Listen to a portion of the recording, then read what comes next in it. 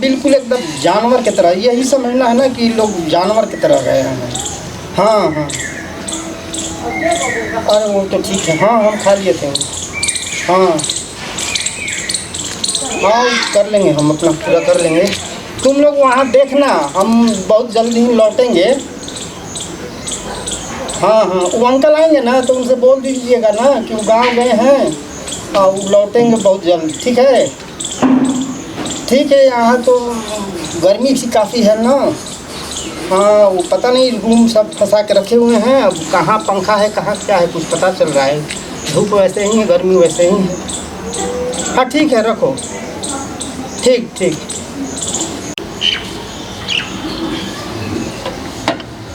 चली भैया आइल बा, पता लगता ऊपर ही भी है बैठल बा। क्या हो भैया? अरे मत देते आगु ल आग ने रहल जाता। बड़ भाई आइल बा में ज्यादा आगु ल हो तो चल। तहार छोट भाई आइल बा न। हाँ तब कहने के तनी चल नहीं कर बढ़िया बढ़िया मिठाई उठाई ले लिहन तनी खाई लो जाइए, दुख सुख होई। अब सोचो तनी अरे भाई तोहरो बतिया उनका से कह भाई दुख हमारा देखो में जात देखो। हाँ वो अब तो देखो ना बड़े बड़े चप्पलों हम घर ही छोड़ के आगो नहीं यही चिंता में।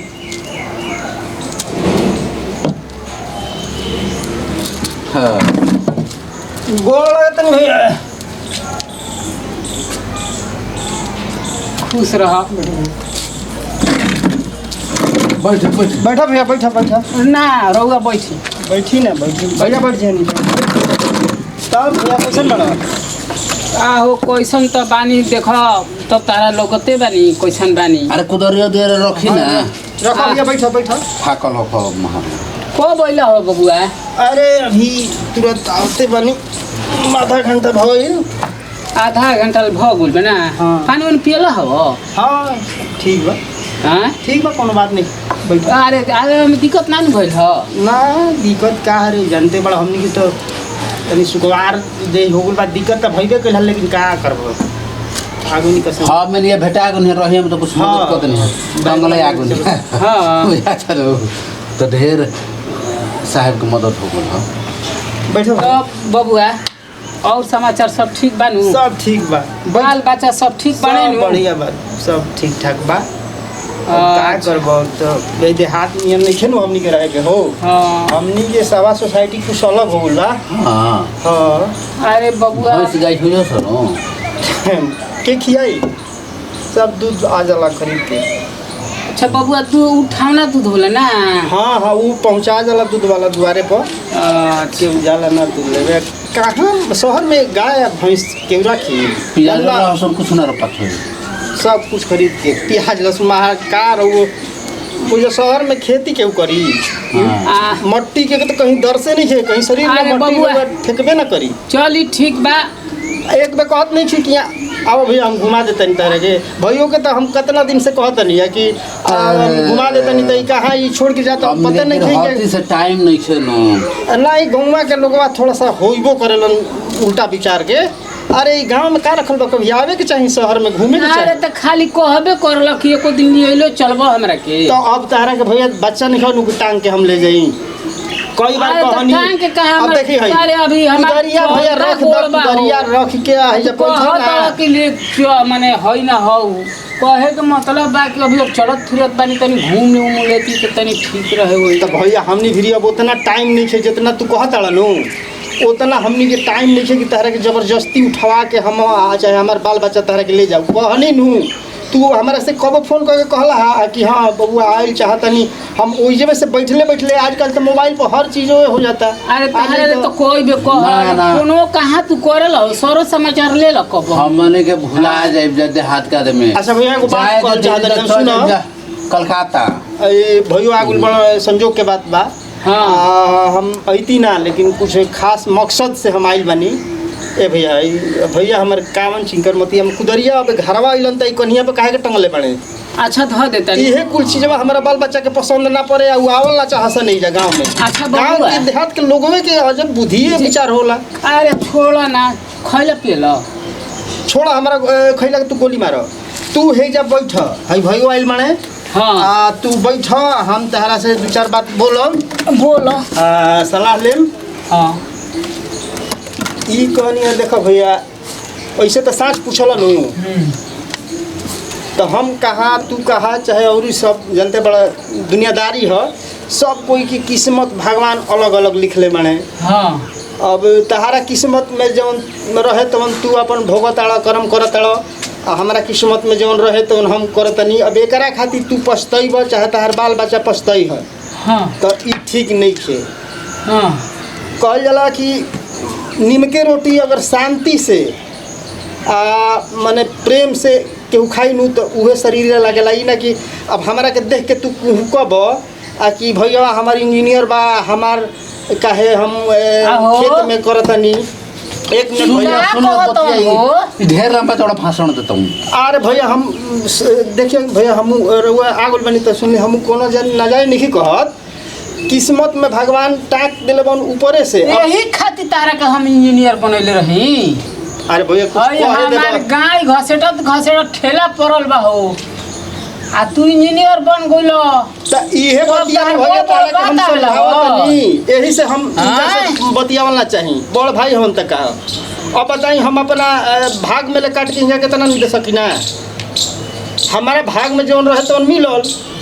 अब तू समझाव ना देखिए, अब तो दूसरा परिवार में ना पड़े के चाही। बाकी एगो बात हमको हो कि ए भैया लोग गांव में ह, शहर शहरे ह, आ शहर के आदमी तो उगलो तो जहरे ह, तनी खिसियाई बरुआ। बाकी लागत है कि गांव के आदमी सीधा सपाटा होखल। ठीक बात आज गौवा के दिन शहरिया में चले तो रंग में बदल जाता है गिरगिट नियन। तब भैया हम अब वही के चलते हम अपन परिवार चाहे हम ना उहे माटी में आए के लसराई भी, अब हम तो आगे निकल गइल बनी। तो भैया के देखत नहीं ओड़ा हम हई देखत रहलू हो हमारा छूटल हो हई हम ठीक बात हम देखत नहीं कुछ बहुत देखत बुझाते कि मरकिन होते हैं। आ उ कोई को कुर्ता पहले अरे जाके जाके का कोट पकड़ अपन कुर्ता हमको को छोड़ के गई रही, उ कुर्ता काहे नहीं लगावत नाम हसवई बतू। हम कुर्ता वाला ऊपर नहीं बकुली हो छोड़ल कुर्ता। ए महाराज हम 5 साल पहले आई रही तब कुर्ता छोड़ अच्छा सुन छोड़ो ना, तू कहल का चाहत नया शिवा नया छोड़ल। हां तो उहे भैया तो हे तोर कपार पर चढ़ब तो हम ना नु कहब बैठ तब नु हम कहबी तो ना कह ना, ठीक बनी यही तरी तो हम कहल ये चाहतनी नु। हाँ कि देख तहार बाल बच्चा हमारा लड़कन के देख के ओहनी के जलन होता है कि कैसे वो आगे बढ़ गए सन, कैसे गाड़ी खरीद ले सन, कैसे बंगला खरीद ले सन, ना कैसे बबुआ, तो खरीद ले हो सकता है। हम सुननी है तब नु हम ऐसे कहे वाला बनी। तो हो तो बंगलो किन लो, गाड़ी किन लो, सब कुछ किन ले तो लो, अपन कमीनी से किन ले बनी। अब मेहरानू के नावे किन ले लो। अरे भैया तो हम अपना कमीनी से किन ले बनी, ऐसा भैया तू ही समझाओ हो। अपना कमीनी से कहारा से चौरानी ले ले बनी, हम हमें चौरानी ले ले बनी हम कि अपना कमीनी से खरीद ले बनी। इहे कुल हम सुना भैया पहले बतलाव नहीं, जब तुम अंगूरी डाल दल मुँह में तो अब सुन लो, हम जब सोच के आइल बनी तो बताइए देते भैया तनी बैठावा भैया के हमारा मैंने बताओ का कहल चाहता कहल चाहता नहीं कि हमारा 1 घंटा अइला भइल। हाँ। अभी तक केहू पानियो मीठा हमारा के पूछल है, हमार हिस्सा हमें नहीं खे, हमार हिस्सा कहाँ गई। तो तहारा के कहता कि तार हिस्सा नहीं खे, तो हिस्सा हसई होला कि केहू आओ बाहर से तो तार बाल बच्चा हमारा भीरी मत आवस, मीठा पानी के केहू मत पूछे, असही होला। तो बतलाओ हम ये बानी एगो छोटका हमार ननका बा गिद चुकी बा, तो तारा के तो पानी ना लेके आई, हम अइती तो पूछनी हम तारा के पानी। अरे तो कुकुरो लेखा खाला के बचावा नहीं खसन और केहू सदस्य नहीं के परिवार घर गए हे जल्दी अरे के तो हो सकते चैन बाड़ी, कब भैंस के सानी गोते जाताड़ी, कब होने घास लेवे जाताड़ी, तो वो तो बेचैनी बड़ी कहाँ आईनी है। तो ये बेचैनी न रही, ये बेचैनी जिंदगी भर गोतत रह लोग सानी। तो सुनो भैया हम साफ खोल के कहतनी, अभी तक तो हमार माने जो दिन चलल तो दिन तारा के जाके सारा प्रॉपर्टी छोड़ले रहनी है नु, हम 4 आना खोजत ना नु रहनी है जाले। अब देखो हमार लइका फइका सयान भइल सन, अब एही में हम औरतों के अब दबाव में ना रहब। औरतों के हम इतना दिन से सुनत आवत नहीं है, लेकिन अब हमारा बाल बच्चा के हमारा औरत के यह कहना बा कि तार जेवने होके प्रॉपर्टी तू अपन ले लो या। हाँ तो तू मन बना के आइल बड़ो ना। ए भैया ई दुनियादारी बा। तहारा के हम पढ़ा के लिखा के बना देनी इंजीनियर आ तू कर गल फुटानी आ तहारा के कुल चाहिए हमारा के ना चाहिए। हाँ तहार मेहरान हूँ बैठ के खाते तातल तातल गुलजामू हमार मेहरान के नुनवो के तबाही। हाँ तू पेन्हा तेरी कटन प्लास्टर आ हम पेनी मरकीन ई खास देखो तातल तातल प्याज बरी आ हम एजा खैला बिना मरी। का कहतो हाँ बात सोरा ना हम आवा तनी कुदारी चला के। हाँ यही है ये बैठ के आते होते हमारे ले हिसाब किताब ले तड़न। और हम तो देखो तन भाई तू आओ तो कुदारी चला के तारा के बोलते बोलतन दलन हाफा के इनकर मेहरान ही है महल के रानी हमार मेहरान गोतत गोतत मरत या सानी इनकरा के चाही हमारा के ना चाही। तू होतरा और मेहर देखत बनू है ई चढ़स BMW जगुआर आ हम खाई लिट्टी उहो बिना अचार इनकरा के चाही हमारा के ना चाही। ई आइल बड़न हिस्सा लेबे इनकर कमाई हो आ हमार कमाई ना हो। ई आइल बड़न भैया अरे भैया ई छोड़ दो हेबे रुको मर हमार कमात ठेला पड़ल बा हो। आई बड़न है जा।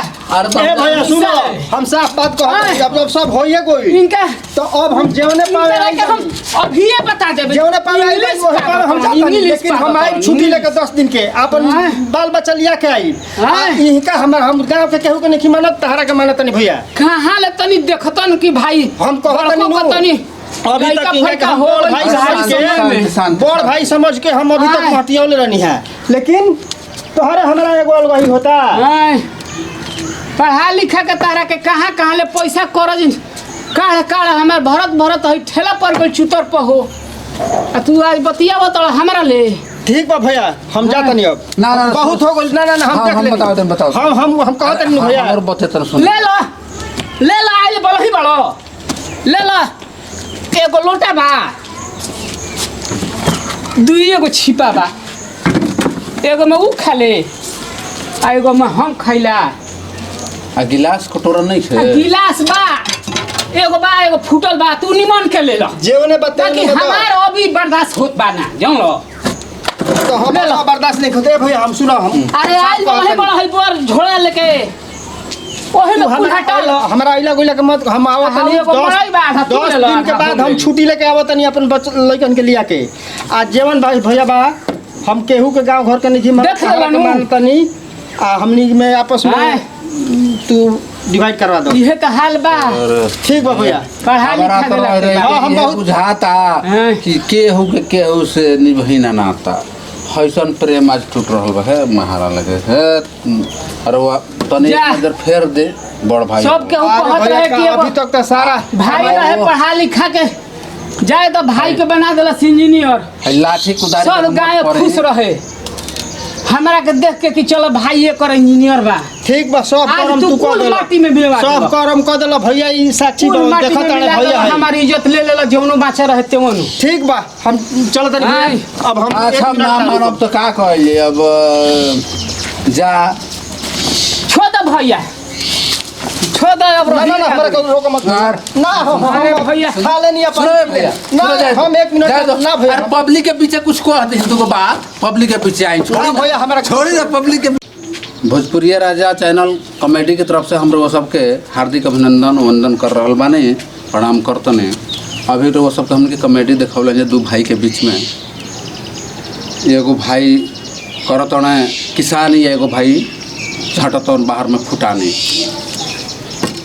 ऐसा ना होके चाहिए घर में बंटवारा के नौबत ना होके चाहिए अबो करो तो प्रेम से हम तो ये कहब कि रिश्ता बनौला से बनेला आ बिगड़ला से बिगड़ेला इस चीज़ के इंजीनियर साहब इस चीज़ के वो काम महसूस करता नहीं तो नहीं रहो कहीं साज पूछी भोजपुरिया भाई लोग तो गलती तो हमरो बा अब गलती हमार का बा, अगर हम एक एक बात कहीं तो उचित नहीं है, सभे समझता कि केकरा बल पर आखिर घर में हमार बड़ भाई रहन, कुछ ना कैलन तो चौकीदारी कैलन, इनके बल पर हम अपन बाल बच्चा कहीं भी रख के पढ़ौनी लिखौनी, और चाहे हम इंजीनियर बननी, चाहे फ्लैट लेनी, चाहे प्लॉट लेनी, चाहे बंगला गाड़ी सब कुछ खरीदनी, केकरा बल पर। आखिर गांव में समाज में हमरो तो कुछ बा अधिकार, कुछ हमरो कर्तव्य बानू। आगे बड़ भाई हन, जब ई घर संभरलन, हम बाहर रहत रही, तो इनको पर एक नज़र हमारा दिहल चाहत रहे, लेकिन का करब, लास्ट में सब कोई विवश हो जाता अपना बाल बच्चा, अपना औरत के चलते। तो ऐसा ना होके के चाहिए। हम तो ये कहब कि आपस में प्रेम बनल रहो। छोटा सा परिवार, दो भाई के बीच में कोनो लंबा परिवार तो ना रहा, लेकिन अब हम इंजीनियर बानी ठीक बा, लेकिन बहाना उहे लगौनी है कि बाल बच्चा हमार अब नइखन चाहते एक में रहल। अब हम आगे बढ़ गई, भैया पाकि हिड़तने तो इनका से अलग होकर चाहनी है, तो ये गलती बा, हम अपना गलती के मानतनी। और रउआ सब हमारा धारा पर मत चलब। जो तमाम भोजपुरिया भाई लोग के हाथ जोड़ से हम विनती करतनी कि चाहे भाई बड़ होके चाहे छोट होके, जे गांव में बा ओकरा पर एक नज़र जरूर रखब जाए। अंत में ये वीडियो बनावे के जौन मकसद बा वह सबके बताते हुए ये कहब कि ये भोजपुरिया राजा कॉमेडी चैनल के ज़्यादा से ज़्यादा सब्सक्राइब करें जा, शेयर करें जा, लाइक करें जा, बेल आइकन जरूर दबाइन जा। ताकि एक बात और हम कहब कि पुराना आदमी तो सब्सक्राइब कर दलबो, नया आदमी भी जरूर से जरूर करें कि ताकि वहाँ के मोबाइल पर एट फर्स्ट ही चैनल हमने के आवत रहो, प्रोग्राम दिखावत रहो। सब्सक्राइब लाल इंक से, रेड इंक से लिखल आई, वो चीज़ के टच कर देवे के बा, फिर बेल आइकन जरूर दबा देवे के बा। जय भोजपुरिया राजा कॉमेडी।